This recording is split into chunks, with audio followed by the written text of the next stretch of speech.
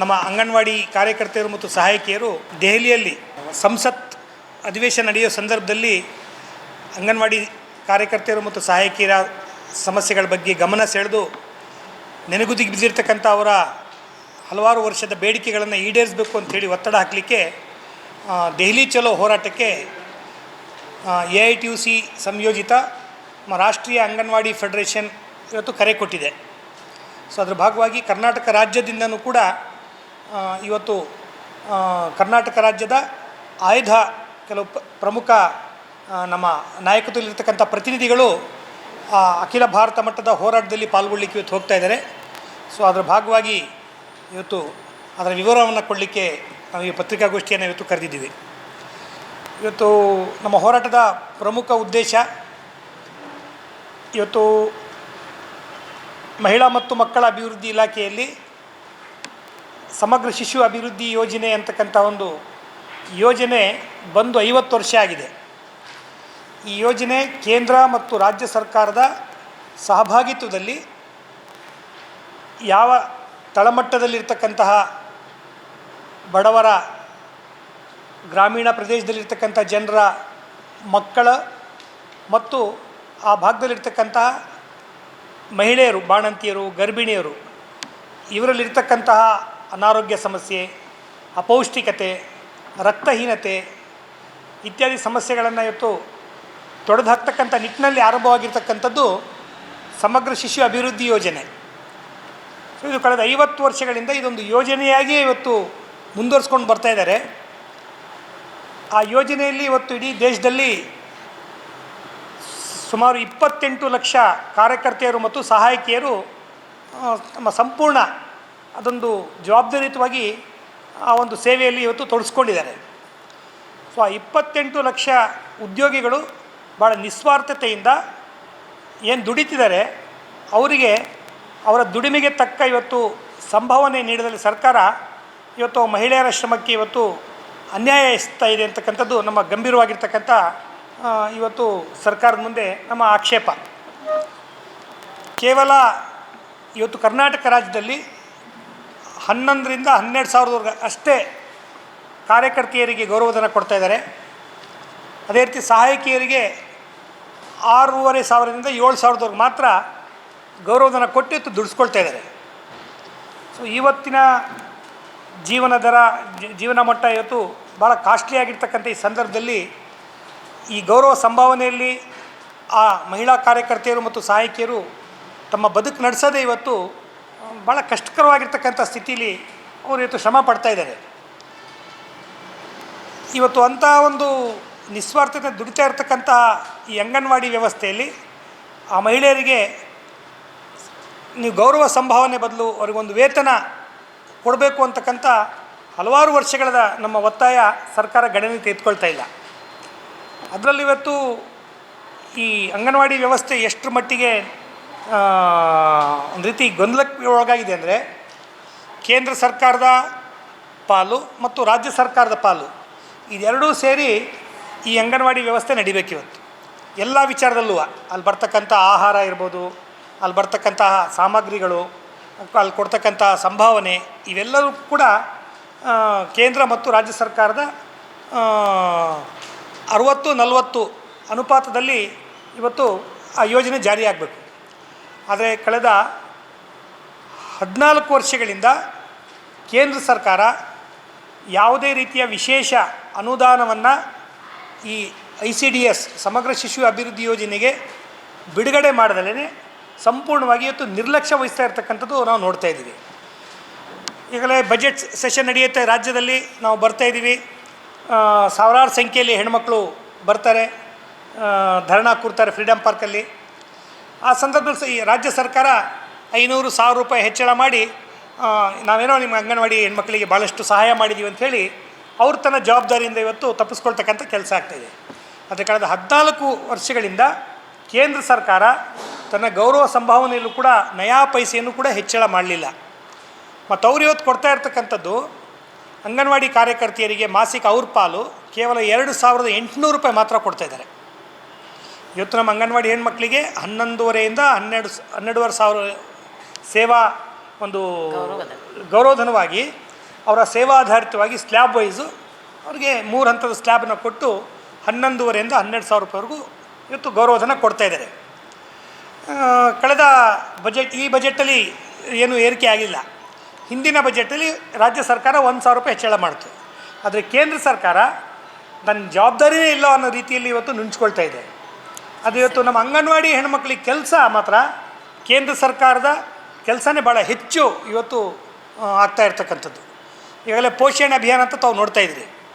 ಇವತ್ತು ಕೂಡ ಸರ್ಕಾರದ ಅಂಕಿಅಂಶಗಳ ಪ್ರಕಾರನೇ ಭಾರತ ದೇಶದಲ್ಲಿ 36% ಮಕ್ಕಳು ಈ ಗಳಿಗೆಗೂ ಕೂಡ ಅಪೌಷ್ಟಿಕತೆಯಿಂದ ಇವತ್ತು ಬಳಲ್ತಾ ಇದ್ದಾರೆ. 28% ಹೆಣ್ಣುಮಕ್ಕಳು ರಕ್ತಹೀನತೆಯಿಂದ ಇವತ್ತು ತೊಡಲಾಡ್ತಾ ಇದ್ದಾರೆ. ಜೊತೆಯಲ್ಲಿ ಮಕ್ಕಳ ಬೆಳವಣಿಗೆ ಇವತ್ತು ಗ್ರಾಮಾಂತರ ಪ್ರದೇಶಗಳಲ್ಲಿ ಅಥವಾ ಎಲ್ಲಿ ಒಂದು ಆರ್ಥಿಕವಾಗಿ ದುರ್ಬಲವಾಗಿರ್ತಕ್ಕಂಥ ಜನಸಮೂಹ ಇದೆ ಅಂಥ ಪ್ರದೇಶಗಳಲ್ಲಿ ಮಕ್ಕಳ ಬೆಳವಣಿಗೆಯಲ್ಲೂ ಕೂಡ ಕುಂಠಿತ ಆಗ್ತಾ ಇರ್ತಕ್ಕಂಥ ರಿಪೋರ್ಟ್ಸ್ ಕೂಡ ಬರ್ತಾ ಇದ್ದಾವೆ. ಸೊ ಇದನ್ನು ನಿವಾರಣೆ ಮಾಡಲಿಕ್ಕಾಗಿ ಬಂದಿರತಕ್ಕಂಥ ಈ ಯೋಜನೆಯನ್ನು ಇವತ್ತು ಸರ್ಕಾರ ತನ್ನ ಮೂಲ ಉದ್ದೇಶ ಏನು ಅಂಥೇಳಿ ಮರೆತು ಇವತ್ತು ಈ ಅಂಗನವಾಡಿ ವ್ಯವಸ್ಥೆಯನ್ನು ದುರ್ಬಲಗೊಳಿಸ್ತಕ್ಕಂಥ ಹಲವಾರು ಅದಕ್ಕೆ ತದ್ವಿರುದ್ಧವಾಗಿರ್ತಕ್ಕಂಥ ಪ್ರಕ್ರಿಯೆಗಳು ಈ ವ್ಯವಸ್ಥೆಯಲ್ಲಿ ಇವತ್ತು ಬರ್ತಾಯಿದೆ. ಒಂದು ಹೇಳ್ತಾರೆ ಪೋಷಣ್ ಅಭಿಯಾನ ಭಾಳ ಪರಿಣಾಮಕಾರಿಯಾಗಿ ಜಾರಿ ಮಾಡಬೇಕು ಅಂತ ಹೇಳ್ತಾರೆ. ಆದರೆ ಆ ಪೋಷಣ್ ಅಭಿಯಾನ ಅಂತಕ್ಕಂಥದ್ದು ಅಲ್ಲಿ ಬರ್ತಕ್ಕಂಥ ಫಲಾನುಭವಿಗಳಿಗೆ ಕೊಡ್ತಕ್ಕಂಥ ಆಹಾರದ ಮೇಲೆ ಅವಲಂಬಿತವಾಗಿರ್ತದೆ. ಆದರೆ ಇವತ್ತು ಸರ್ಕಾರ ಒಂದು ಗುಣಮಟ್ಟದ ಆಹಾರ ಕೊಡಲಿಕ್ಕೂ ಕೂಡ ಇವತ್ತು ಪ್ರಾಮಾಣಿಕ ಪ್ರಯತ್ನ ಪಡ್ತಾ ಇಲ್ಲ. ಅದರಲ್ಲೂ ಕೂಡ ಮನಸ್ಸೋ ಇಚ್ಛೆ ತಾನೇನು ಕೂತ್ಕೊಂಡು ನಿರ್ಧಾರ ಮಾಡ್ತೀನಿ ಅಂಥದ್ದೇ ಆಹಾರ ಕೊಡಬೇಕು, ತಾನು ಯಾವ ಏಜೆನ್ಸಿ ಸಿಗ್ತಾರೆ ಅವ್ರಿಗೆ ಬಳಸ್ಕೊಂಡು ನಾವು ಇದನ್ನು ಸರಬರಾಜು ಮಾಡಬೇಕು ಅಂತಕ್ಕಂಥ ಹಲವಾರು ನ್ಯೂನತೆಗಳಲ್ಲಿ ಕಂಡುಬರ್ತಿದ್ದಾವೆ. ಆದರೆ ನಮಗೆ ಅದು ಎಲ್ಲಕ್ಕಿಂತ ಹೆಚ್ಚಾಗಿ ಅಲ್ಲಿ ನಾವು ಕೆಲಸ ಮಾಡ್ತಾ ಇರ್ತಕ್ಕಂಥ ನಮ್ಮ ಏನು ಅಂಗನವಾಡಿ ಕಾರ್ಯಕರ್ತೆಯರಿಗೆ 2 ರೀತಿಯ ಒಂದು ಮಾನಸಿಕ ವೇದನೆಗೆ ಅವರು ಒಳಗಾಗ್ತಾ ಇದ್ದಾರೆ. ಒಂದು ಆ ಸಣ್ಣ ಪುಟ್ಟ ಮಕ್ಕಳು, ಆ ಹೆಣ್ಮಕ್ಳು ಬಂದಾಗ ಅವ್ರಿಗೆ ಕೊಡ್ತಕ್ಕಂಥ ಆಹಾರ ಇವ್ರ ಕೈಯಿಂದನೇ ಸರಬರಾಜು ಮಾಡಬೇಕು.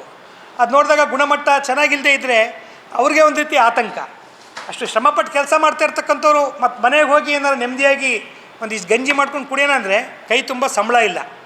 ಇಂಥ ಒಂದು ದಯನೀಯ ಪರಿಸ್ಥಿತಿಯಲ್ಲಿ ಈ ಒಂದು ವ್ಯವಸ್ಥೆ ಹೋಗ್ತಾ ಇರ್ತಕ್ಕಂಥ ಸಂದರ್ಭದಲ್ಲಿ ಹಲವಾರು ಅಡ್ಡಿ ಆತಂಕಗಳು ಕೂಡ ಇವತ್ತು ಸರ್ಕಾರ ಪರೋಕ್ಷವಾಗಿ ಈ ಅಂಗನವಾಡಿ ವ್ಯವಸ್ಥೆ ಮೇಲೆ ಹೇರ್ತಕ್ಕಂಥ ಕೆಲಸ ಆಗ್ತಾಯಿದೆ. ಒಂದು ಅಂಗನವಾಡಿ ಅಂತಕ್ಕಂಥದ್ದು ಅದು ಶೈಕ್ಷಣಿಕ ಚಟುವಟಿಕೆ ಕೇಂದ್ರ ಅಲ್ಲ.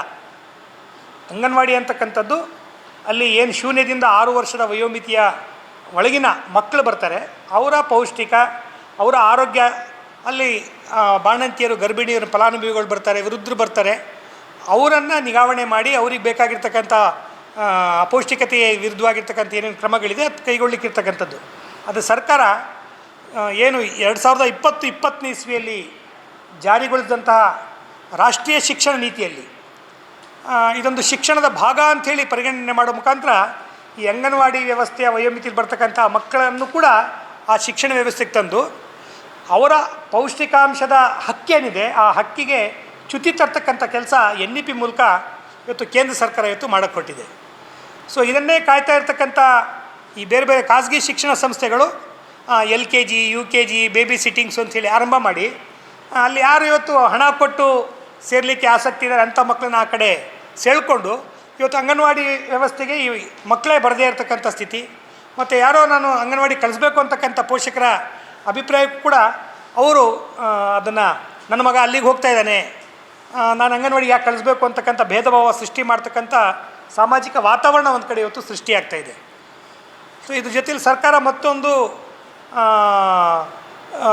ಉತ್ತರ ಭಾಗದ 8 ಜಿಲ್ಲೆಗಳಲ್ಲಿ, ಕಲ್ಯಾಣ ಕರ್ನಾಟಕದ ಭಾಗದಲ್ಲಿ ಇವತ್ತು ಶಾಲೆ ಆವರಣದಲ್ಲೇ ಅಂಗನವಾಡಿ ಇರಬೇಕು ಅಂತಕ್ಕಂಥ ಒಂದು ಅವೈಜ್ಞಾನಿಕವಾಗಿರ್ತಕ್ಕಂಥ ಕ್ರಮಕ್ಕೂ ಕೂಡ ಮುಂದಾಗಿರೋ ಪರಿಣಾಮ ಇವತ್ತು ಅಂಗನವಾಡಿ ಇವತ್ತು ಶಾಲೆಗಳಲ್ಲಿ ವಿಲೀನ ಮಾಡಬೇಕು ಅಂಥೇಳಿ ಹೊರಟಿದ್ದಾರೆ. ಸೊ ಶಾಲೆಗಳಲ್ಲಿ ಅಂಗನವಾಡಿ ವಿಲೀನ ಆದ ತಕ್ಷಣ ಆ ಶಾಲೆಯ ಸ್ಟೇಟಸ್ ಏನು ಅಂತ ಗೊತ್ತಾಗ್ತಾ ಇಲ್ಲ, ಅಂಗನವಾಡಿಯ ಸ್ಟೇಟಸ್ ಏನು ಅಂತ ಗೊತ್ತಾಗ್ತಾ ಇಲ್ಲ. ಒಂದೇ ಪ್ರಾಂಗಣದಲ್ಲಿ ಅಂಗನವಾಡಿ ಟೀಚರು ಹೋಗಲ್ಲಿ ಪಾಠ ಮಾಡ್ತಾರೆ, 1ನೇ ಕ್ಲಾಸ್ 2ನೇ ಕ್ಲಾಸಿಗೆ ಆ ಟೀಚರು ಪಾಠ ಮಾಡ್ತಾರೆ. ಆ ಟೀಚರ್ 1ನೇ ಕ್ಲಾಸ್ 2ನೇ ಕ್ಲಾಸ್ ಮಕ್ಕಳಿಗೆ ಪಾಠ ಮಾಡಿದಾಗ ಆ ಟೀಚರ್ ಪಡಿತಕ್ಕಂಥ ಸಂಬಳ ಅಥವಾ ಈ ಅಂಗನವಾಡಿ ಟೀಚರ್ ಕಾರ್ಯಕರ್ತೆ ಪಡಿತಕ್ಕಂಥ ಸಂಭಾವನೆಗೂ ಭೂಮಿ ಆಕಾಶ ಅಂತರ ಇವತ್ತು ಬರ್ತಾಯಿದೆ. ಇದು ಒಂದು ರೀತಿ ಸಾಮಾಜಿಕವಾಗಿರ್ತಕ್ಕಂಥ ಶೋಷಣೆ ಇದು. ಸೊ ಇದ್ರ ನಡುವೆ ಮತ್ತೊಂದು ಆಘಾತಕಾರಿಯಾಗಿರ್ತಕ್ಕಂಥ ಇತ್ತೀಚಿನ ಬೆಳವಣಿಗೆ, ಕಳೆದ ತಿಂಗಳಷ್ಟೇ ವಿಶ್ವವಿದ್ಯಾಲಯಗಳ ಧನಸಹಾಯ ಆಯೋಗ UGC ಏನಿದೆ, ಯೂನಿವರ್ಸಿಟಿ ಗ್ರಾಂಟ್ ಕಮಿಷನು, ಅವರು ಒಂದು ಸುತ್ತೋಲೆಯನ್ನು ಹೊರಡಿಸಿದ್ದಾರೆ. ಆ ಸುತ್ತೋಲೆ ಏನು ಹೇಳುತ್ತೆ, ಎಲ್ಲ ವಿಶ್ವವಿದ್ಯಾನಿಲಯಗಳು ಮತ್ತು ಕಾಲೇಜುಗಳು ತಮ್ಮ ತಮ್ಮ ವ್ಯಾಪ್ತಿಯಲ್ಲಿ ಬರ್ತಕ್ಕಂತಹ ಅಂಗನವಾಡಿಗಳನ್ನು ದತ್ತು ಪಡೆದು ಅದರ ಉಸ್ತುವಾರಿ ನೋಡಬೇಕು ಅಂಥೇಳಿ ಒಂದು ಆದೇಶ ಹೊರಡಿಸಿದೆ. ಬಹುಶಃ ಇದು UGCಯ ಈ ಆದೇಶ ಯಾವ ತಳಹದಿ ಇಟ್ಕೊಂಡು ಹೊರಡಿಸಿದೆ ಅಂತಕ್ಕಂಥದ್ದೇ ಭಾಳ ದೊಡ್ಡ ಯಕ್ಷ ಪ್ರಶ್ನೆ. ವಿಶ್ವವಿದ್ಯಾಲಯ ಅವ್ರು ಹೇಳ್ತಾರೆ ಮಕ್ಕಳಿಗೆ ಕಲಿಕೆಗೆ ಇದು ಮಾಡಬೇಕು, ಶಿಕ್ಷಣಕ್ಕೆ ಆದ್ಯತೆ ಕೊಡಬೇಕು ಅಂಥೇಳಿ ಭಾಳಷ್ಟು ಅದರಲ್ಲಿ ಅವರು ಕೆಲವು ಅಂಶಗಳನ್ನು ಪ್ರತಿಪಾದಿಸಿ ಇವತ್ತು ಸುತ್ತಲೂ ಹೊರಡಿಸಿದ್ದಾರೆ. ಅದು ನಮ್ಮ AITUC ಅಂಗನವಾಡಿ ಫೆಡರೇಷನ್ನ ಭಾಳ ಸ್ಪಷ್ಟವಾಗಿರ್ತಕ್ಕಂಥ ಒಂದು ತಿಳುವಳಿಕೆ. ಅಂಗನವಾಡಿ ಕೇಂದ್ರಗಳು ಶೈಕ್ಷಣಿಕ ಕೇಂದ್ರಗಳಲ್ಲ, ಅದು ಅಂಗನವಾಡಿ ಕೇಂದ್ರಗಳು ಅಲ್ಲಿ ಬರ್ತಕ್ಕಂತಹ ಮಕ್ಕಳ ಅಪೌಷ್ಟಿಕತೆಯನ್ನು ತೊಡೆದಾಕ್ತಕ್ಕಂಥ ಮತ್ತು ಅಲ್ಲಿ ಬರ್ತಕ್ಕಂಥ ಬಾಣಂತಿ ಗರ್ಭಿಣಿಯರ ಸಮಸ್ಯೆಗೆ ಸ್ಪಂದನೆ ಮಾಡ್ತಕ್ಕಂಥ ಕೇಂದ್ರಗಳ ಹೊರತು ಅಲ್ಲಿ ಇಂಗ್ಲೀಷ್ ಬೋಧನೆ ಮಾಡಿ ಅಥವಾ ಇನ್ನೊಂದು ಬೋಧನೆ ಮಾಡಿ ಅದು ಪಾಠ ಮಾಡ್ತಕ್ಕಂಥದ್ದಲ್ಲ. ಮತ್ತು ವೈಜ್ಞಾನಿಕವಾಗಿ 6 ವರ್ಷದ ವಯೋಮಾನದ ನಂತರ 1ನೇ ತರಗತಿ ಆರಂಭ ಆಗಬೇಕು ಅಂತಕ್ಕಂಥದ್ದು ಈಗಾಗಲೇ ನಮ್ಮಲ್ಲೂ ಕೂಡ ಈಗ ನಿಯಮ ಇದೆ. 1ನೇ ಕ್ಲಾಸಿಗೆ ಅಡ್ಮಿಷನ್ ಮಾಡಬೇಕಾದ್ರೆ 6 ವರ್ಷ ವಯೋಮಿತಿ ಇರಬೇಕು ಅಂತೇಳಿ. ಆದರೆ ಇವರು ಆ 0ದಿಂದ 3 ವರ್ಷದ ವಯೋಮಿತಿಯ ಮಕ್ಕಳು ಅಲ್ಲಿ ಏನು ಬರ್ತಾರೆ, ಅವರ ಇದನ್ನು ಪರಿಗಣನೆ ತೆಗೆದುಕೊಳ್ಳದಲ್ಲೇ ಈ 3ರಿಂದ 4, 5, 6 ವರ್ಷ ಏನು ಬರ್ತದೆ ಅದನ್ನು LKG UKG ಮಾಡಬೇಕು ಅನ್ನೋದೇ ಹೈಲೈಟ್ ಮಾಡಿ ಅಂಗನವಾಡಿಯ ಮೂಲ ಸ್ವರೂಪಕ್ಕೆ ಧಕ್ಕೆ ತರ್ತಕ್ಕಂಥ ಕೆಲಸ ಇವತ್ತು ಆಗ್ತಾಯಿದೆ. ಸೊ ಇದನ್ನು ನಾವು ಈ UGC ಏನು ಆದೇಶ ಹೊರಡಿಸಿದೆ ಅದು ಸಂಪೂರ್ಣವಾಗಿ ಅವೈಜ್ಞಾನಿಕವಾಗಿದೆ ಮತ್ತು ಈ ಅಂಗನವಾಡಿ ವ್ಯವಸ್ಥೆಗೆ ವಿರುದ್ಧವಾಗಿರ್ತಕ್ಕಂಥದ್ದು. ಅದು ಕೂಡಲೇ ವಾಪಸ್ ಪಡಿಬೇಕು ಅಂಥೇಳಿ ನಾವು ಆಗ್ರಹ ಮಾಡ್ತಿದ್ದೀವಿ. ಜೊತೆಯಲ್ಲಿ ಏನು 50 ವರ್ಷಗಳಿಂದ ನೀವು ಗೌರವಧನದಲ್ಲೇ ಇವತ್ತು ದುಡಿಸ್ಕೊಂಬರ್ತಾಯಿದ್ದೀರಿ, ಈ ಗೌರವಧನ ಸಂಭಾವನೆಯನ್ನು ಬಿಟ್ಟು ನೀವು ಅದನ್ನು ವೇತನವಾಗಿ ಬದಲಿಸಿ ಕನಿಷ್ಠ ವೇತನದ ವ್ಯಾಪ್ತಿಗೆ ನಮ್ಮ ಅಂಗನವಾಡಿ ಹೆಣ್ಮಕ್ಳನ್ನ ಒಳಪಡಿಸಿ ಅವರಿಗೆ ಮಾಸಿಕ ಕನಿಷ್ಠ ವೇತನ ಜಾರಿ ಮಾಡಬೇಕು ಅಂತಕ್ಕಂಥದ್ದು ಒಂದು ಪ್ರಮುಖವಾಗಿರ್ತಕ್ಕಂಥ ಬೇಡಿಕೆಯನ್ನು ಇಟ್ಕೊಂಡಿದ್ವಿ. ಹಾಗೆ ಇದೊಂದು 50 ವರ್ಷ ಆದರೂ ಇನ್ನು ಯೋಜನೆಗೇ ಇಟ್ಕೊಂಡಿದ್ದಾರೆ, ಪರಿಪೂರ್ಣ ಕೆಲಸ ಮಾಡಿಸ್ಕೊಳ್ತಿದ್ದಾರೆ. ಈಗಾಗಲೇ ಕೋರ್ಟ್ಗಳು, ಸುಪ್ರೀಂ ಕೋರ್ಟ್ ಇರ್ಬೋದು ಅಥವಾ ಬೇರೆ ಬೇರೆ ರಾಜ್ಯಗಳ ಕೋರ್ಟ್ಗಳು ಅಂಗನವಾಡಿ ಕಾರ್ಯಕರ್ತೆಯರು ಕೇವಲ ಗೌರವ ಸಂಭಾವನೆಗಾಗಿ ಒಂದಿಷ್ಟು ಗಂಟೆ ಕೆಲಸ ಮಾಡಿ ಹೋಗ್ತಕ್ಕಂಥ ಕಾರ್ಯಕರ್ತೆಯರಲ್ಲ, ಅವರು ಪೂರ್ಣಕಾಲಿಕ ಕೆಲಸ ಮಾಡ್ತಕ್ಕಂಥ ಉದ್ಯೋಗಿಗಳು ಅಂಥೇಳಿ ಒಂದು ವ್ಯಾಖ್ಯಾನವನ್ನು ನೀಡಿ ಅವರು ಗ್ರ್ಯಾಚ್ಯುಟಿ ಪಡೀಲಿಕ್ಕೆ ಅರ್ಹರು ಅಂತಕ್ಕಂಥ ಒಂದು ಆದೇಶವನ್ನು ಕೂಡ ಕೊಟ್ಟಿದೆ.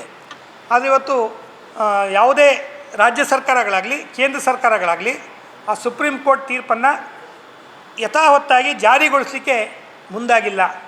ಅಂದರೆ ಕರ್ನಾಟಕ ರಾಜ್ಯದಲ್ಲಿ ನಾವು ಗ್ರ್ಯಾಚ್ಯುಟಿ ಜಾರಿ ಮಾಡಿದ್ದೀವಿ ಅಂತ ಹೇಳಿದ್ದಾರೆ. ಆದರೆ ಗ್ರ್ಯಾಚ್ಯುಟಿ ಅವ್ರು ಜಾರಿ ಮಾಡಿರೋದು ನೇರವಾಗಿ ತಕ್ಷಣದ ಹೊರೆ ಹೊತ್ಕೊಳ್ಳೋಕೆ ರೆಡಿ ಇಲ್ಲ. ಅವರು ಯಾರೆಲ್ಲ ಇವತ್ತು 2011, 12ನೇ ಇಸ್ವಿಯಿಂದ ನಿವೃತ್ತಿಯಾಗಿದ್ದಾರೆ ಅವರನ್ನು ಇವತ್ತು ಗ್ರ್ಯಾಚ್ಯುಟಿ ಸೌಲಭ್ಯವನ್ನು ಕೊಟ್ಟು ಅವರಿಗೆ ಇವತ್ತು ಆರ್ಥಿಕ ತೊಂದರೆ ಇದೆ, ಅದಕ್ಕೆ ನೆರವಾಗಿ ನಿಲ್ಲಬೇಕು. ಆದರೆ ಸರ್ಕಾರ ಏನು ಕಳೆದ 2 ವರ್ಷಗಳ ಹಿಂದೆ ಯಾರಷ್ಟೇ ನಿವೃತ್ತಿಯಾಗಿದ್ದಾರೆ ಆ ಒಂದು ಅವಧಿಯನ್ನು ಇಟ್ಕೊಂಡು ಇವತ್ತು ಗ್ರ್ಯಾಚ್ಯುಟಿ ಕೊಡ್ತೀವಿ ಅಂಥೇಳಿ ಘೋಷಣೆ ಮಾಡಿ ತನ್ನ ಆರ್ಥಿಕ ಹೊರೆಯನ್ನು ತಗ್ಸ್ಕೊಳ್ತಕ್ಕಂಥ ಒಂದು ಒಂದು ಪ್ರಯತ್ನನ ರಾಜ್ಯ ಸರ್ಕಾರ ಮಾಡಿದೆ. ಅದು ಇತರೆ ಬೇರೆ ರಾಜ್ಯ ಸರ್ಕಾರಗಳು ಅಥವಾ ಕೇಂದ್ರ ಸರ್ಕಾರಗಳು ಈ ಗ್ರ್ಯಾಚ್ಯುಟಿ ಜಾರಿ ಮಾಡೋದ್ರಲ್ಲಿ ಯಾವುದೇ ಆಸಕ್ತಿ ಇವತ್ತು ವಹಿಸಿಲ್ಲ. ಹಾಗಾಗಿ ನಾವು ಪ್ರಮುಖವಾಗಿ ಅಂಗನವಾಡಿ ಕಾರ್ಯಕರ್ತೆಯರನ್ನು ಸುಪ್ರೀಂ ಕೋರ್ಟ್ ಹೇಳಿರೋ ವ್ಯಾಖ್ಯಾನದ ಪ್ರಕಾರನೇ ಅವರನ್ನು C ಮತ್ತು D ದರ್ಜೆಯ ನೌಕರರಾಗಿ ಮಾನ್ಯ ಮಾಡಬೇಕು.